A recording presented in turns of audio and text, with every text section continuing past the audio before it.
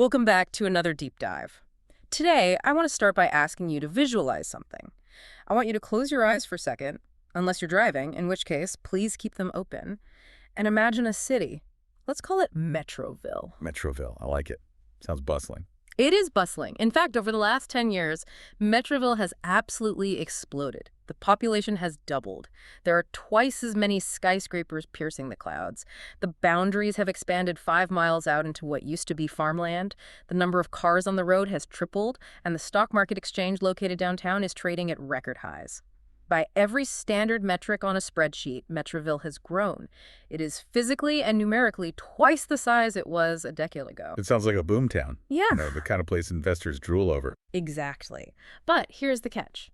In that same 10-year period, while the skyscrapers went up, let's say no new hospitals were built. The sewer system wasn't upgraded, so the streets fled with filth every time it rains. The schools are so overcrowded that kids are sitting on the floor sharing textbooks. The air quality has plummeted to hazardous levels, and the crime rate has spiked because, despite all that money at the top, there are no decent jobs for the average person. So, here is the provocative question. Would you say Metroville has developed? I think most people living there would scream, no. I mean, not at all. It's just got bigger. It didn't get better. And that right there, that distinction between getting bigger and getting better, is the heart of what we are doing today. We are exploring the massive fundamental shift in global thinking that took us from an obsession with economic growth to the much more complex, messy, and people-centric concept of human development. It is a pivotal shift, a really crucial one. It changes how we run countries, how we vote, how we allocate budgets, and honestly, how we measure the success of our own lives. We are moving away from the cold idea that money equals success and looking at the human beings behind the numbers. We are cracking open Chapter 4 of the Ncert Class 12 Human Geography book. The title is simply Human Development. And for our listeners, especially those in the Simplified UPSC community tuning in for exam prep, this is a cornerstone topic, a really foundational one. We aren't just skimming the surface today, we are tearing this chapter apart to understand the why, the how, and the so what. We have a tremendous amount to cover. I mean, we really need to dissect the difference between growth and development, analyze the 4 pillars that hold this theory up, look at the 4 approaches scholars use to study it, and of course, deep dive into the Human Development Index, the HDI, and where India fits into this global puzzle. Before we get into the heavy lifting, we have a little bit of mandatory housekeeping. And this is important for our community. First off, to you listening right now, we put a lot of work into these deep dives to make complex topics accessible. If you enjoy this and you want to keep them coming, please hit that subscribe button. It helps more than you know to keep the algorithm happy and helps us reach more learners like you. It really does. It makes a huge difference. And if you are capable, and only if you are capable, and you find value in what we do here, please consider supporting us on Patreon. It is literally what keeps the lights on, pays for the research, and allows us to keep the content flowing for you without interruption. A massive, massive thank you to everyone who is already supporting us. You guys are the engine behind this entire operation, truly. Absolutely. A warm shout out to our current patrons. You guys are the reason this content exists. Also, don't forget to like this video and share your valuable comments below. We read them, we learn from them, and they help us improve. And for the students who are always asking about materials. Yes, important announcement. Free notes with practice PYQs. That's previous year. Questions for the uninitiated are available right now on our public Telegram channel. But for the serious learners who want to really streamline their prep, if you want access to all the videos of this series at once, plus the corresponding premium notes, which include detailed notes, extra PYQs, and model mains answers, you need to join our private Telegram library. Just DM us on the public channel to join. Those model mains answers are a game changer for the written exams. It's one thing to know the concept, it's another to know how to write it down to get marks. They really are. Okay, housekeeping done, let's set the mission. We are analyzing Chapter 4. Our goal is to understand how the world realized that people, not factories, not gold reserves, and not stock markets, are the real wealth of a nation. Let's start with the basics. Segment 1, growth versus development. In plain English, these two words are used interchangeably all the time. My savings grew, my career developed. They feel the same. If I go to the gym and my muscles grow, I say my physique has developed. We use them as synonyms. But in the world of geography and economics, these two words are effectively strangers, aren't they? They are distinct concepts with very rigid definitions in this context. Yeah. And mixing them up is where policymakers and, students often get into trouble. Let's break it down using the source text. First, you have growth. Right. Growth is quantitative. Yeah. It is strictly about numbers. And crucially, the text defines it as value neutral. Value neutral. That's an interesting phrase. So growth doesn't care if it's good or bad. Exactly. Growth just means a change over a period of time. It can be positive, showing an increase, or it can be negative, indicating a decrease. If a town's population goes from 10,000 to 20,000, that is positive growth. But if a plague hits and the population drops to 5,000, that is negative growth. But in both cases, it is growth in the statistical sense. It's just data on a spreadsheet. So if a country have a massive increase in garbage production or an increase in the number of road accidents, that is technically growth in waste or accidents. Yes, that's a perfect, if grim, example. It is quantitative change. The number changed. That's growth. It doesn't carry a moral judgment. Okay, so growth is just the what? The raw number. Now, how is development different? Development is a qualitative change. And by definition, in this framework, it is always value positive. You cannot have negative development. So if things get worse, we don't call it development. No. If things get worse, that is a lack of development, or stagnation, or even regression. Development means there has been an increment or an addition to the existing conditions. It means things have improved. The text is very specific here. Development occurs when positive growth takes place. Yet, positive growth does not always lead to development. That is the key insight, isn't it? I mean, that's the whole ballgame. You can have positive growth without development. Precisely. That is the Metroville example we started with. Positive growth in population and buildings. The numbers went up. But zero development in quality of life, the experience of living there, actually got worse. Development only happens when the quality of life improves. If the population grows, but housing, sanitation, and education do not, you have growth, but you have stagnation in development. This seems so obvious to us now. I mean, we are used to thinking about quality of life. We talk about work-life balance, mental health, air quality. But this wasn't always the standard view, was it? Not at all. And that's the paradigm shift the chapter discusses. For a long time, specifically leading up to the late 80s, a country's rank and status were measured purely by its economic growth. The obsession was with GDP, gross domestic product. The assumption was simple. If the country is rich, the people must be fine. It's the classic trickle-down theory. If the national pot of gold is big enough, everyone must be getting a nugget. Exactly. But that was deeply flawed. Scholars and policymakers started noticing that even in nations with high economic growth, many people suffered from poverty, lack of education, and poor health. You had countries with massive oil wealth where the average citizen couldn't read and died at 40. The link between national wealth and individual quality of life just isn't automatic. You can have a very rich country with very miserable people. So the numbers were lying. Or rather, the numbers were telling a truth that didn't matter to the average person. If I'm starving, I don't care that my country's GDP just went up by 5%. Right. And this is where the visionaries come in. The text highlights two heavyweights who changed this game in the 1990s, Dr. Mahbub-ul-Haq and Professor Amartya Sen.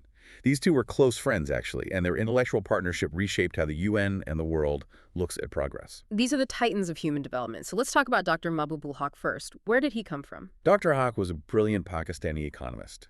He is the one who actually introduced the concept of human development as we know it today. He created the entire framework. And how did he define it? Because definitions really matter here, especially for the exams. He described it as development that enlarges people's choices and improves their lives. His central argument was revolutionary at the time. People are the center of all development, not the economy. The economy is just a tool to serve the people. It's a complete inversion. It's a shift from asking how much money does the nation have to what can the people actually do with their lives. Correct. The basic goal is to create conditions where people can live meaningful lives. I love that phrase, meaningful life. It sounds almost spiritual. But the text gets philosophical here, doesn't it? It says a meaningful life isn't just a long one. It's not just about surviving until you're 90 if you spend 90 years in a dark room with no options. No. It must be a life with some purpose.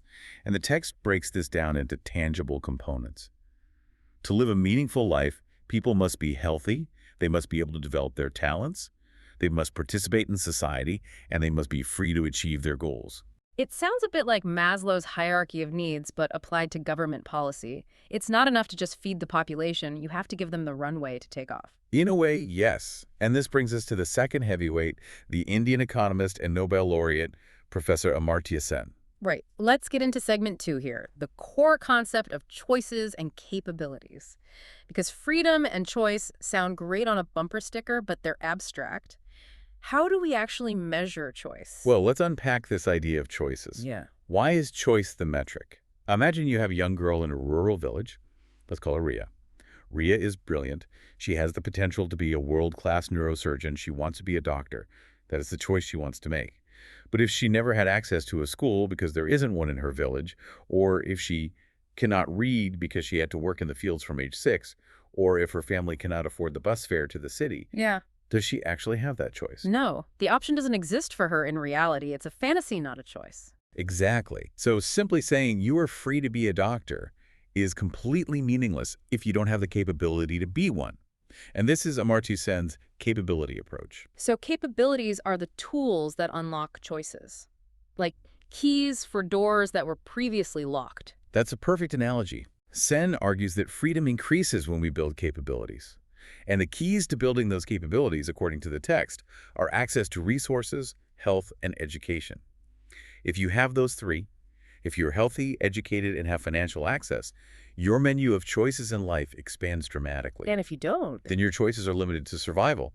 The text lists the real-world barriers that stop people from having capabilities: lack of knowledge, material poverty, social discrimination, and the inefficiency of institutions. it specifically mentions social discrimination like caste and gender, which is, incredibly relevant for the Indian context. It is critical. If society tells you that you cannot do X because of your gender or caste, your capability is artificially restricted, even if you have the internal talent and the money. The door is locked from the outside. The text actually suggests a play. Our choices are limited by lack of income or education. It's a powerful way to visualize the poverty trap. It's not just that you don't have money, it's that because you don't have money, you can't get the education, which means you can't get the job, which means you don't have the money. It's a vicious cycle. And human development is all about breaking that cycle by injecting capability. If the government provides the school, education, and the clinic, health, suddenly the lack of money matters slightly less and the capability starts to build. So to operationalize this, to actually make it work in the real world, the theory suggests there are 4 main supports. This is segment 3, the 4 pillars of human development. Exactly. Just like a building needs support to stand up, the concept of human development stands on 4 pillars. If any one of them cracks, the whole structure becomes unstable. They are equity, sustainability, productivity, and empowerment. Let's deep dive into each one, because these words get thrown around in politics a lot. But their specific meaning here is important for the exam and, frankly, for understanding the concept. First up, equity. Equity is often confused with equality, but they are different. And the distinction is vital. It's a classic UPSC trap. How so? Give us an analogy to make it stick. Okay, equality is giving everyone the same thing. Imagine 3 people of different heights trying to watch a baseball game over a fence. Equality is giving them all the same size box to stand on. The tall guy can see great, the middle guy can see okay, but the short guy still can't see because the box wasn't enough for him. Right. Equality treats everyone the same, regardless of their starting point. It's a one-size-fits-all approach. Exactly. Equity is different. Equity is giving the short guy 2 boxes, the middle guy 1 box, and the tall guy no box, so that they all end up at the same eye level. They get what they need to access the view. In the text, equity refers to making equal access to opportunities available to everybody. So it's about the outcome of access, not just the input. It's about leveling the playing field itself. Precisely. The opportunities available must be equal, irrespective of gender, race, income, and specifically in the Indian case, caste. So if a bright student cannot go to school because they are a girl or because they are from a marginalized community, that is a failure of equity. It doesn't matter if the school is open to everyone on paper. If social barriers prevent access, there is no equity. Exactly. And the text makes a very strong point here. If one group is left out, it is not development. It might be growth for the privileged few, but it is not human development. You cannot have a developed nation where 50% of the population, say women, are structurally held back. That's like trying to run a marathon hopping on one leg. Pillar number 2, Sustainability. Now, this is a massive buzzword. We hear it regarding the environment constantly. Sustainable fashion, sustainable energy. Does it mean the same thing here? It does, but it's broader than just save the trees. The Hmm? text defines it as continuity in the availability of opportunities. Continuity. That implies time, a connection to the future. Right. It means that each generation must have the same opportunities as the one before it. We cannot use resources today in a way that leaves the next generation with nothing. So if we chop down all the forests to build factories today, we might get rich right now. That's growth. But our children won't have clean air or wood. That is a loss of development for the future. Exactly. Misusing environmental or financial resources creates a future poverty of opportunity. Sustainability is about fairness across time, fairness to the future. And it applies to debt, too. If a government borrows trillions of dollars to throw a party today, the next generation has to pay it back with interest. That limits their opportunities to build schools or hospitals later. That is unsustainable. That's a great point. It's not just environmental, it's fiscal and institutional sustainability too. Okay, pillar number 3, productivity. This one sounds a bit industrial, a bit cool. Are we just talking about factory output? It sounds cold, like we are talking about machines, but it's actually very human-centric in this context. It refers to human labor productivity. It implies enriching human capability. So not just working harder, but working smarter because you are smarter or healthier, Yeah. enriching the engine itself. Yes. The text makes a beautiful point here. People are the real wealth of a nation. If you invest in people, give them better health, better nutrition, better skills, they become more efficient, their productivity goes up, and when people are productive, the nation develops. So it's the opposite of treating people like disposable cogs. It's saying, if you want a great economy, build great people. It's not about squeezing more work out of people by making them work longer hours. It's about empowering them to be able to do more because they are healthy and skilled. A sickly, illiterate workforce cannot build a modern economy. A healthy, educated workforce can innovate and create value. Which leads perfectly to the 4th and final pillar, empowerment. Empowerment is the power to make choices. But where does that power come from? It comes from increasing freedom and capability. This feels like where politics and governance really come into the picture. It does. The text states clearly, good governance and people-oriented policies are required here. You cannot be empowered in a political vacuum. If the government is corrupt or inefficient, or if the laws restrict your freedom, you are not empowered, no matter how educated you are. So if I'm a genius, but the law says I can't start a business because of who I am, or if I can't vote, then I'm not empowered. My potential is capped by the system. Correct. Empowerment requires a system that listens to the people and allows them to exercise their capabilities. Right. It's about giving people agency over their own lives. So to recap the 4 pillars, equity is about access for all right now. Sustainability is about access for the future. Productivity is about investing in human ability. And empowerment is about the political and social freedom to use that ability. Perfect summary. Those are the structural foundations. If a country has all 4, it is truly developing.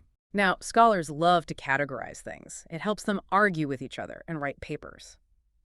So once we have the concept, how do we study it? The text lists 4 distinct approaches to human development. This is segment 4. Right, and if you look at table 4.1 in the source text, it walks you through the evolution of thought.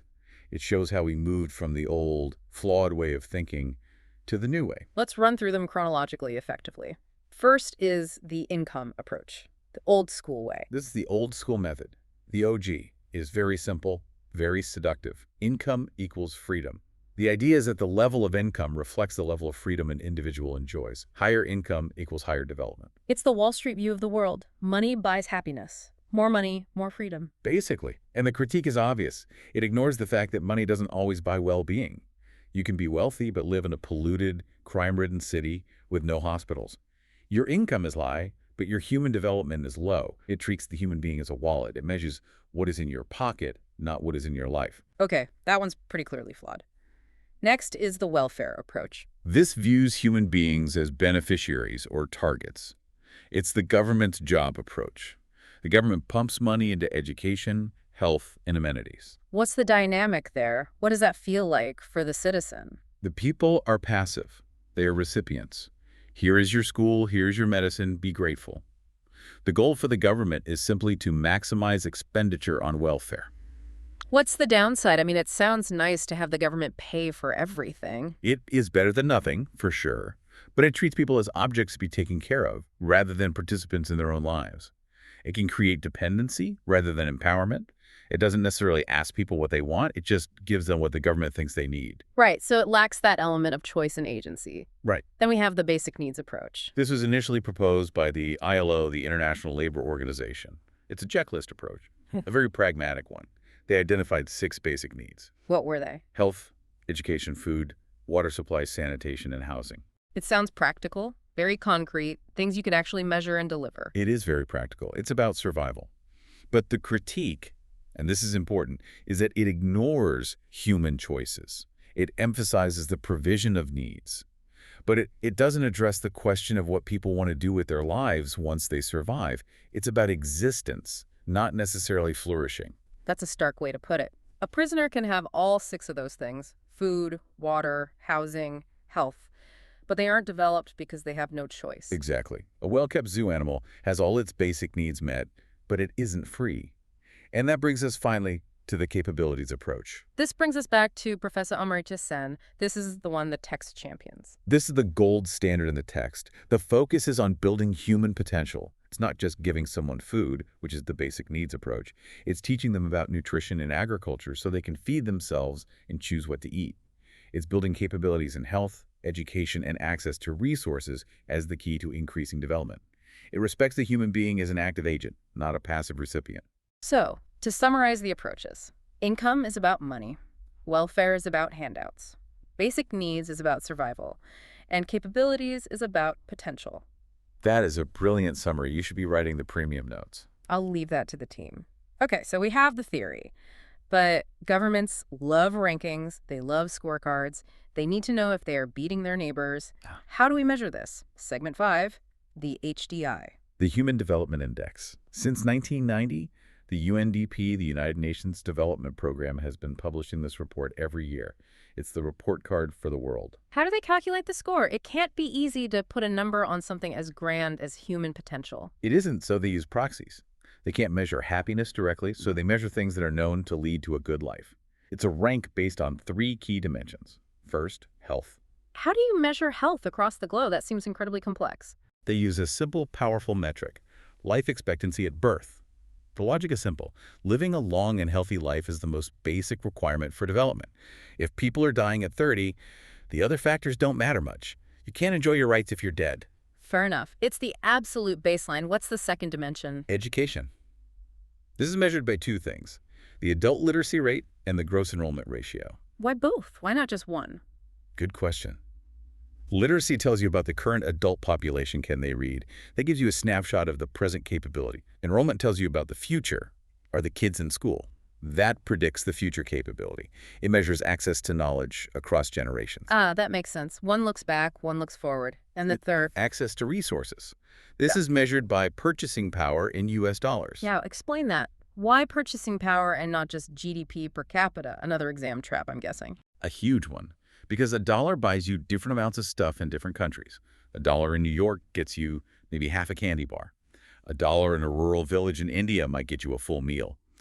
Measuring purchasing power gives a truer sense of a person's standard of living and what they can actually afford to buy to support their life. So, health, education, resources, how do they turn that into a single number? Each dimension gets a weight of 1/3. They are seen as equally important. They crunch the numbers and give the country a score between 0 and 1. The closer to 1, the better. Give us some benchmarks from the text so we can visualize this. What's good and what's bad? A score of 0.983 is considered very high. That's top tier, like Norway. A score of 0.268 is very low. But the text mentions that the HDI isn't the only tool in the box. There's also something called the HPI. Yes, the Human Poverty Index. Think of this as the flip side of the coin, or maybe the shadow of the HDI. How so? What does it measure that the HDI doesn't? The HDI measures attainment, what you have achieved. The HPI measures the shortfall, what you are missing. It looks at deprivation. What are the metrics for HPI? They must be quite different. They are, and they're darker. It measures the probability of not surviving to age 40. It measures adult illiteracy. It looks at the number of people without access to clean water, and it looks at the number of underweight children. That sounds grim, but also incredibly necessary. It is necessary because sometimes the HDI hides things. Averages can be very deceptive. You can have a country with a decent average income, maybe driven by a few billionaires, but if 20% of the children are underweight and huge chunks of the population don't have clean water, the HDI might look okay, but the HPI will scream that there is rot underneath the shiny surface. It prevents the rich from hiding the poor in the averages. It exposes the pockets of extreme deprivation. Exactly. It reveals the inequality that HDI might smooth over. Before we move to the rankings, there's a special mention in the text of a small neighbor of ours, Bhutan. A very interesting case study. Ah, yes, the outlier. Bhutan is unique in the world because it officially proclaimed GNH gross national happiness as its measure of progress. Gross national happiness. It sounds lovely, almost like something from a fairy tale. Is it a serious economic concept? It sounds quaint, but it's a profound philosophy. They argue that material progress cannot come at the cost of happiness or the environment. Spiritual and non-material progress is counted. It asks the question, are you happy? Rather than just, are you rich? So what does it measure that the HDI might miss? Things like community vitality, mental peace, cultural preservation, and environmental conservation. It encourages us to think of the spiritual and psychological aspect of development, which is usually ignored by economists because you can't put it on a graph easily. It's a question the rest of the world is starting to ask more seriously, especially as we see burnout rates and mental health crises skyrocketing in so-called developed nations. Right. Okay, now let's look at the global leaderboard. Segment 6, International Comparisons and India's Position. Right. The source text groups countries into 4 tiers based on their HDI score. Very high, high, medium, and low. Let's start at the top, the Very High Human Development Group, the A-listers. These are countries with a score above 0.8 or 0. According to the data in the text, there are 59 countries in this group.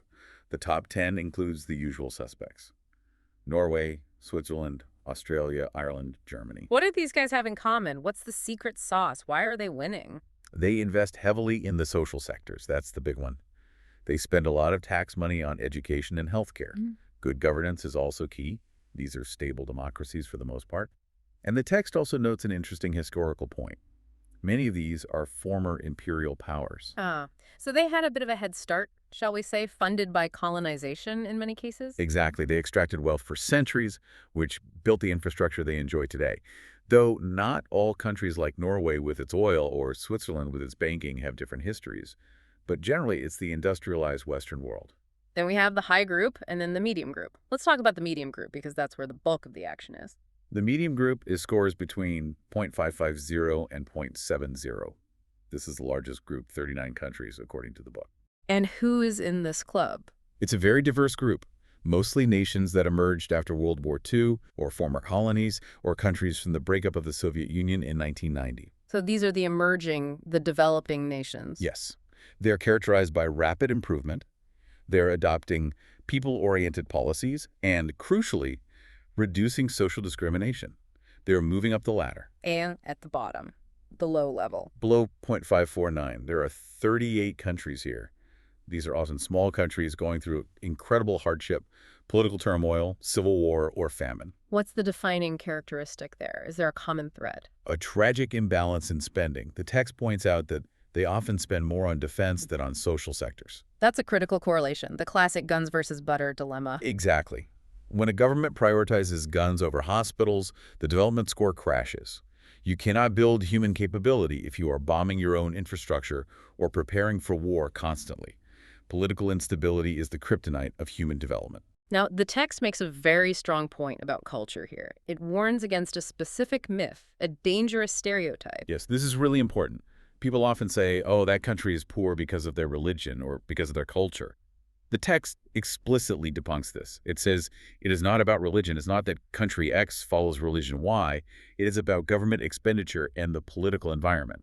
So if a country is stable and spends money on its people, it develops. If it fights wars and ignores its people, it doesn't, regardless of whether they go to a church, a mosque, or a temple. Exactly. It's policy, not piety, that drives the HDI score. Which brings us to the elephant in the room, or perhaps the tiger, India. Where do we stand in this global picture? The text gives us 2 data points to show the trend. In the 2006 Human Development Report, India was ranked 126. In the 2018 report, India's rank was 130. Wait, we went down. That sounds like negative growth in our ranking. In rank, we dropped slightly. But remember, rank is relative. Other countries are moving too. If everyone in a race runs faster, and you run just a little bit faster, you might still drop a rank, even if your personal time improved. India's actual HDI score has improved consistently, but relative to the pack, we are firmly in the medium category. And why are we stuck in the middle? We're a massive economy now, the 5th largest in the world. Why doesn't that translate to a higher HDI? The text invites us to think about this critically, and for a UPSC aspirant, this is a core question. It's a mix of factors. First, history. The legacy of colonialism left us with a massive poverty deficit and resource drain. We started the race with our shoelaces tied together. True. We are still trying to catch up on centuries of extraction and underinvestment. Second, scale. Lifting 1.4 billion people is a logistical challenge that is exponentially harder than lifting 5 million people like Norway. The sheer weight of numbers makes rapid statistical change much, much harder. A small percentage improvement in India is millions of people. That's a very fair point. And finally, the balance of spending and social structure. We still have significant defense spending due to our geopolitical neighborhood, and we are still fighting battles against social discrimination, the deep-rooted caste and gender barriers that drag down our equity scores. If women in marginalized communities are not fully empowered, the HDI score will always have an anchor dragging it down. this links directly to the PYQ focus for our aspirants. You often get questions in the mains paper about the factors keeping developing nations in that medium tier. Yes, and the answer is always a nuanced mix of historical context, political stability, government policy choices, and the massive challenge of scaling equity across a large, diverse population. So we have traveled from the basic definition of growth all the way to India's global ranking. Let's try to wrap this up. If we look at the big picture, the journey of this chapter is really the journey of humanity's self-awareness over the last 50 years. We realized that growth is just numbers. We realized that development is freedom. We learned that human development stands on those 4 pillars: equity, sustainability, productivity, and empowerment. And we learned the 4 ways of thinking about it: the flawed income and welfare approaches, the limited basic needs approach, and finally, the more holistic capability approach. And we now know how to measure it: HDI. Health, education, resources. A simple formula for a complex idea. And we know that India is working its way up through that crucial medium tier, facing enormous challenges of scale and history, but still moving forward. So here's a provocative thought to end on, going back to what you said earlier. We talked about Bhutan. They prioritize gross national happiness over gross domestic product. In a world where we see increasing mental health crises, environmental collapse, and widespread burnout, is the rest of the world measuring the wrong thing entirely? It's a very valid question. Are we winning the game of growth but losing the game of life? If our HDI goes up to 0.9, but everyone is stressed, lonely, and the rivers are dry, is that really development? Or just a more comfortable cage? Something to chew on. Now for our exam corner. Quick fire test for the UPSC aspirants listening. Expert, hit me. Question 1. Which one of the following best describes development? Option A, an increase in size. Option B, a positive change in quality. That's easy. It's option B, a positive change in quality. Development must be value positive. Correct. Question 2. Who introduced the concept of human development? That would be the architect himself, Dr. Mahbub-ul-Haq. Bang on.